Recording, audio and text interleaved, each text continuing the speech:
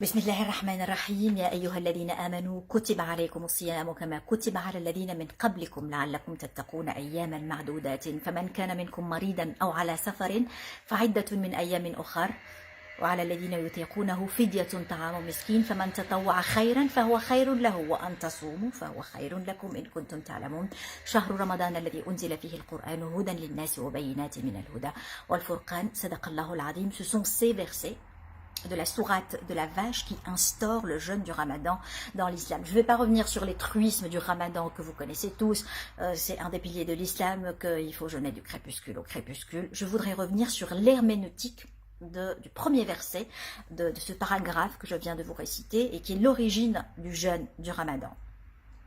Donc avant de commencer à jeûner le ramadan, les musulmans jeûnaient d'abord le 10 Muharram, le jour de Ashura, avant de prendre la signification qu'il a pris plus tard chez les chiites, qui est la célébration du meurtre de Hussein, le petit-fils du prophète. Avant, donc ce 10 Muharram ils célèbrent toujours pour les sunnites la sortie de Moïse et des Hébreux de l'Égypte et l'atterrissage de l'arche de Noé sur le mont Ararat. Et pourquoi le 10? Vous savez, le 10 Muharram, 10 du premier mois du calendrier musulman, comme les juifs qui jeûnent le 10 du premier mois du calendrier hébraïque, qui est le Yom Kippour, le 10 du mois Tishri. Donc,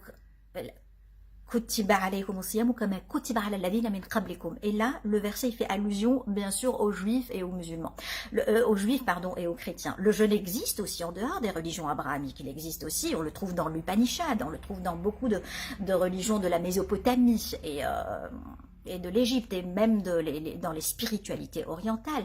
Mais bien sûr, le Coran, il fait allusion aux juifs et aux chrétiens. Les juifs qui ont deux jeûnes importants, qui ont inscrit dans le Tanakh, et qui sont le Yom Kippour et le Tisha B'Av, et ce sont des jeûnes un peu durs parce que ce sont des jeûnes de 25 heures. Et puis il y a d'autres jeûnes comme le 17 Tammuz, le jeûne de Guédalia, le 10 Tevet, le Ta'anit Esther, la veille de Purim. Et bien sûr, les chrétiens aussi ont leur période de carême, qui est une période pas d'abstinence totale comme chez les musulmans et les chrétiens et les juifs, mais c'est une période où il faut manger frugalement et c'est la période de carême qui commence le mercredi des cendres et qui se termine le jour de Pâques qui a été célébré il n'y a pas très longtemps de ça. Donc voilà, moi ce que je voudrais souligner, bien sûr, on remarque tous les orgies culinaires, tout le monde fait bombance durant le ramadan, mais ce n'est pas ça l'objectif de ce mois. L'objectif c'est de pardonner, d'apprendre le pardon. Et le pardon, moi personnellement, je voudrais bien partager avec vous mon expérience pour le pardon. Le pardon, moi je l'ai appris dans un livre profane, dans Le Marchand de Venise de Shakespeare. Bien sûr que le pardon existe dans les livres sacrés, il y a beaucoup de passages très très touchants sur le pardon, mais moi le passage qui m'a le plus touchée, c'est ici, je voudrais le partager avec vous, c'est une tirade, très très belle tirade du Marchand de Venise de Shakespeare, qui m'a marqué profondément, et grâce à elle, j'ai appris énormément le mot mansuétude et clémence. Je voudrais la partager avec vous. Alors, la clémence est une qualité, pas une contrainte. Elle tombe du ciel comme une pluie très douce, sur le monde au-dessous. Elle bénit deux fois. Elle bénit celui qui donne et celui qui reçoit. Elle constitue la vertu des vertus. Elle sied mieux au monarque sur son trône que sa couronne. Son sceptre indique la force du pouvoir temporel, l'attribut du respect et de la majesté sur lequel repose la peur qu'inspirent les rois, mais la clémence est au-dessus du pouvoir du sceptre.